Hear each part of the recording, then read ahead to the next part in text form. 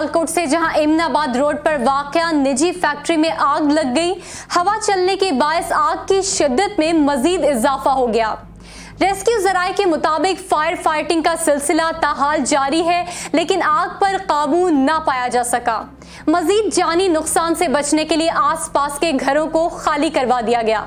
इसी पर बात करते हैं रहमान यूसुफ से। जी रहमान, बताइएगा। हाँ जी बिल्कुल, एमनाबाद रोड पर वाकया लेदर फैक्ट्री में आग लग गई है, जिसने देखते ही देखते पूरी फैक्ट्री को अपनी लपेट में ले लिया।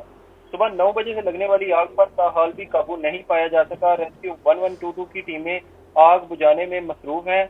जिला इंतजामिया ने भी करीबी घरों का दौरा किया है और घरों को खाली करवा दिया गया है ताकि आग की शिद्दत से बचाया जा सके, लेकिन हमारे जराये के मुताबिक अभी तक ताहाल आग पर काबू नहीं पाया जा सका।